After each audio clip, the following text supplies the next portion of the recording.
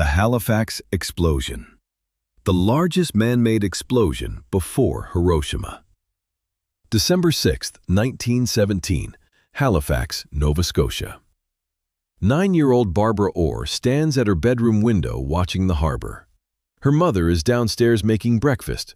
Her 6 younger siblings are fighting over the last piece of toast. None of them know that in 48 seconds, Barbara will be the only one alive. The clock in the town hall tower reads 9:04. It will never read 9:05. In 90 seconds, 2,000 people will be dead. A city will be erased. And the largest man-made explosion in human history until Hiroshima will turn Halifax into the most famous disaster nobody has ever heard of. This is the story of how 2 ships, 1 harbor pilot who panicked, and 2,925 tons of high explosives created a fireball so large it was felt 300 miles away.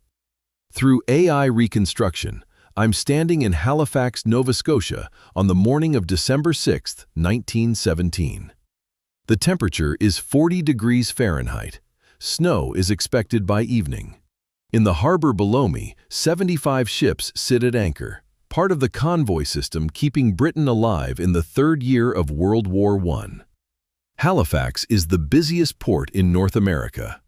50,000 people live here: dock workers, soldiers, sailors, their wives, their children. 1,951 of them will die in the next 2 minutes.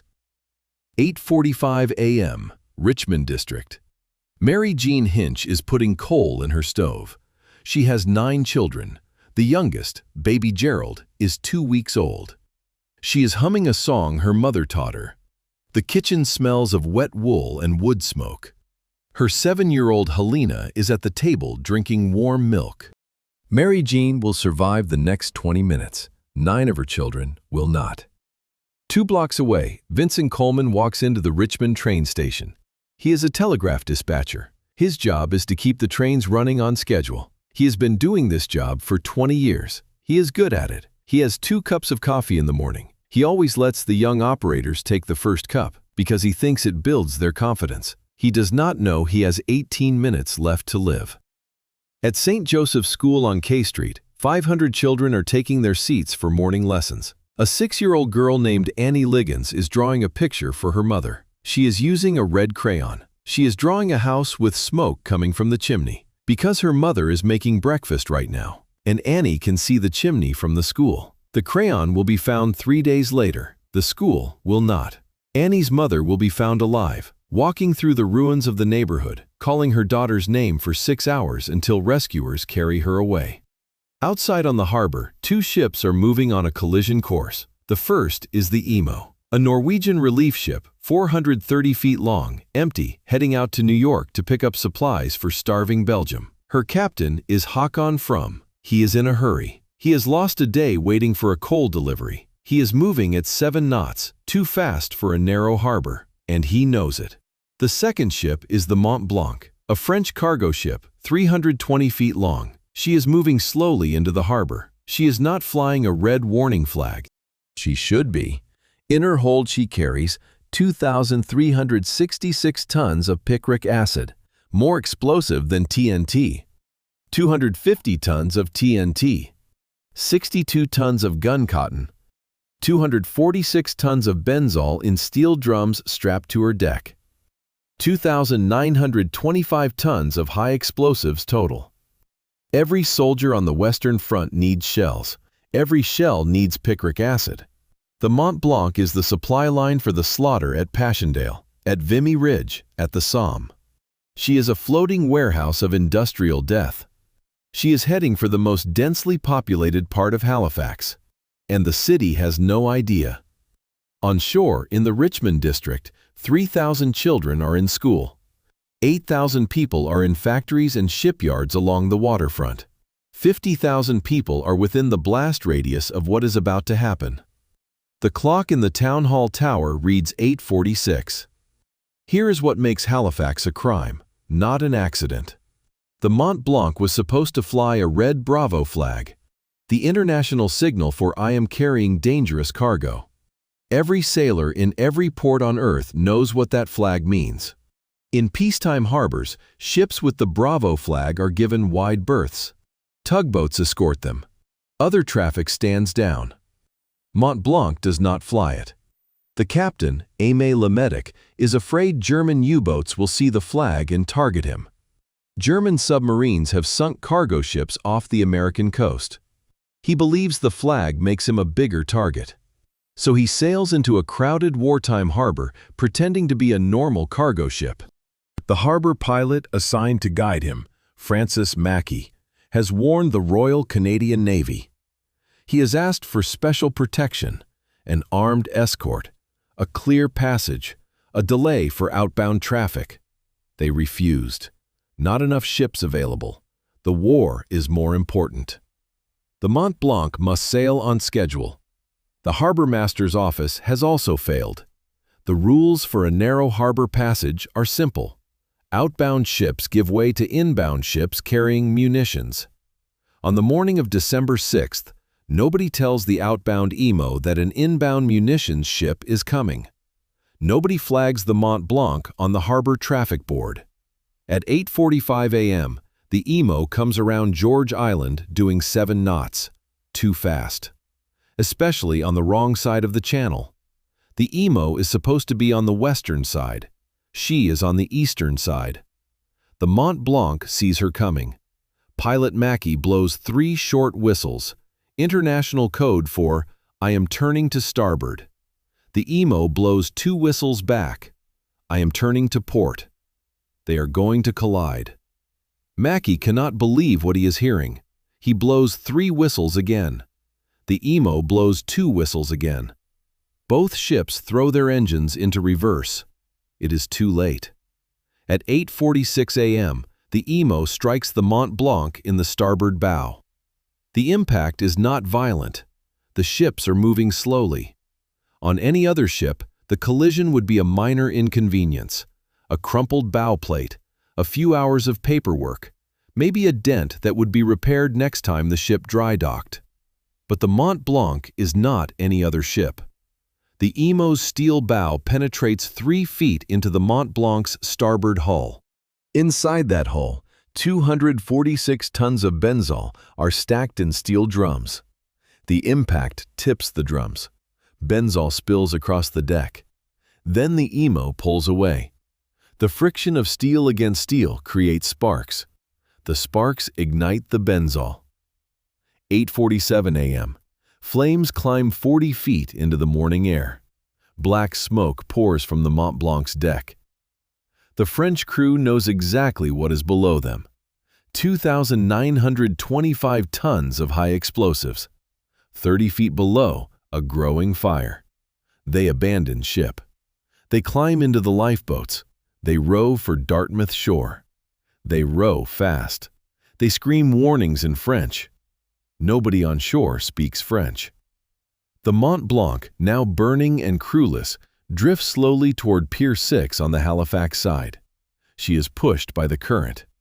She is heading directly into the most populated part of the city. A crowd is gathering to watch. Word spreads through Halifax that a ship is on fire in the harbor. It is a Thursday morning. People leave their breakfast tables. Children press their faces against school windows. Dock workers stop working to look. Housewives come out on their porches with babies on their hips. Shopkeepers close their tills and step outside. The firemen of Halifax climb into their horse-drawn fire engine and race for Pier 6 to fight what they think is just a ship fire.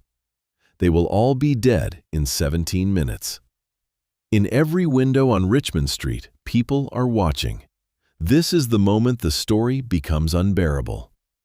At Richmond Station, telegraph dispatcher Vincent Coleman is at his desk when a sailor from the abandoned French crew bursts into the station. The sailor speaks broken English. He says one phrase over and over. Munitions, munitions ship, explode. The station master translates. The word spreads in 30 seconds. Coleman realizes the incoming passenger train from St. John is due in 6 minutes. 300 passengers, heading directly into the blast zone. He could run. He has time to reach higher ground. His wife and 4 children are at home, a half-mile away. He could try to reach them. Nobody would blame him. Instead, he sits down at his telegraph key. He sends one final message to every station on the line. Hold up the train. Munitions ship on fire in harbor, making for Pier 6. Goodbye, boys. The message reaches stations up the line in 60 seconds. The incoming train stops at a safe distance. 300 people live because Vincent Coleman stays at his post. Vincent Coleman will not live to see what he saved. His body will be found 2 days later, still in the telegraph room, the key under his right hand. The Halifax firefighters reach Pier 6 at 9:03 a.m. They start unspooling their hoses. The chief, Edward Condon, is standing on the pier pointing at the burning ship, ordering his men into position. 9 firefighters are with him. 9 seconds later, 8 of them are dead. 9:04:35 a.m. The Mont-Blanc detonates. In 1/600th of a second, 2,925 tons of high explosive release the energy of 2.9 kilotons of TNT, 1/5 the yield of the Hiroshima bomb. The temperature at the center of the blast reaches 5,000 degrees Celsius, hot enough to vaporize steel. The pressure wave travels outward at 3,400 miles per hour, 4.5 times the speed of sound. The Mont-Blanc does not break apart. She vaporizes. Her half-ton anchor is thrown 2 miles through the air and lands in a forest on the other side of the peninsula. Her deck gun is found 3.5 miles away at the bottom of a lake. Pieces of her hull plating, weighing hundreds of pounds each, are found in the suburbs of Dartmouth, miles across the harbor. A column of smoke and debris climbs 11,800 feet into the sky. It is visible from Prince Edward Island, 120 miles away. In the first second after the blast, every window in Halifax shatters. Every wooden building within a half-mile radius disintegrates. A 35-foot tsunami rises where the Mont-Blanc was and crashes onto both shores. The tsunami is the secondary killer. It sweeps up survivors who lived through the blast. It flings them against walls, against debris, against each other. It pulls children from their mother's arms. It carries entire families into the harbor. In the second, 1,600 buildings collapse. The water in the harbor lifts the bodies of 3 sailors 50 feet into the air and throws them onto the roof of a warehouse on the Dartmouth side. The clock in the Halifax Town Hall Tower stops at 9:04:35. It will never run again. 9-year-old Barbara Orr is standing at her bedroom window when the wave of pressure hits her house. The house does not fall down. The house is thrown 1,300 feet through the air. Barbara is thrown with it. She lands in the ruins of a neighbor's garden. Her left foot is gone. Her clothes are burned off. Her hair is gone. But she is alive. Her mother, her father, her 6 younger siblings, all inside the house when it lifted off. They are dead. Barbara will be the only member of her family to survive the day. At St. Joseph's School, 6-year-old Annie Liggins is still holding her red crayon when the ceiling falls on her. The school is gone. Of the 500 children inside, most die instantly. The building collapses into its own basement, burying the children under 3 floors of brick and timber. Of those who survived the initial collapse, many have glass shards driven into their eyes. Thousands of people across Halifax were watching the burning ship from behind windows. When the blast came, the glass came with it. 600 people are permanently blinded in 2 seconds. Children who were at school windows lose their eyes. Mothers who lifted babies toward the window lose their eyes. Entire classrooms of children are blinded simultaneously.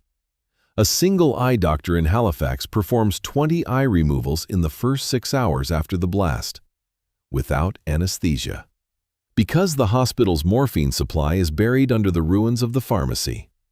This is one of the largest mass blinding events in recorded history. It will change the way ophthalmologists treat eye trauma for the next 50 years. The research done on the 600 Halifax blinded will save millions of eyes in future industrial accidents, in future wars, in future explosions. But on the morning of December 6th, it is just 600 people who cannot see anymore. Most of them are children. By 9:05 a.m., the Richmond district does not exist. 2.6 square kilometers of Halifax have been flattened. A mile in every direction from Pier 6 is rubble. What was a neighborhood of homes, shops, schools, and churches is now a debris field 2 stories deep. 2,000 are dead. 9,000 are injured. 25,000 are homeless in a city of 50,000. The survivors crawl out of the wreckage into a cloud of black dust. They cannot see. They cannot hear. The blast has ruptured the eardrums of everyone within half a mile. They stumble through the streets. Their clothes are burned off. They are bleeding. They are looking for their children, their wives, their husbands. Mary Jean Hinch, the woman putting coal in her stove at 8:45, is buried under her own house. She is alive. Her 9 children are dead. Baby Gerald, 2 weeks old, is dead in his crib. Her 7-year-old Helena is dead at the kitchen table, still holding her cup of warm milk. They find Gerald still wrapped in his blanket. The blanket is not torn. This is the Halifax Explosion's particular horror, the randomness. Some people a mile from the blast are killed instantly. Some people 100 feet away survive without a scratch. The pressure wave bounces off hills, off buildings, off air itself. A father is killed in his living room. His daughter in the upstairs bedroom is found alive, trapped but uninjured. Fire breaks out in the rubble. Coal stoves tipped over by the blast ignite the splintered wood. Halifax is burning now, not from the explosion, but from 1,000 small fires. The fire spread through the debris because there is no fire department left. Edward Condon and his firefighters are dead at Pier 6. And then, at 4 p.m., the weather turns. A blizzard descends on the city. 16 inches of snow fall in 12 hours. Temperatures drop to 9 degrees Fahrenheit. Survivors trapped under rubble freeze to death in hours. They have survived the largest man-made explosion in human history. They have survived the fires. They will not survive the snow. Rescuers cannot dig because they cannot find what to dig through. The snow buries the ruins of the buildings that buried the people. Families stand in the street where their homes used to be, calling the names of their children, unable to dig, unable to leave. Help arrives from across North America. A relief train from Boston is the first to reach Halifax, loaded with doctors, nurses, medical supplies, and building materials. Boston will send so much aid that Halifax still sends them a Christmas tree every year. 107 years later, the tree still arrives in Boston Common every December. But on the morning of December 7th, when rescuers finally reach the ruins of St. Joseph's School, they find something they cannot process. They find Annie Liggins's red crayon. They do not find Annie Liggins. Of 500 children who were at school that morning, they recover less than 100 identifiable bodies. The rest are unidentifiable or were never found at all. For months afterward, parents come to the temporary morgue set up at Chebucto Road School and walk between the rows of unidentified dead looking for anything, a shoe, a piece of clothing, a toy that they recognize. Many leave without finding anything. The clock in the town hall tower still reads 9:04:35.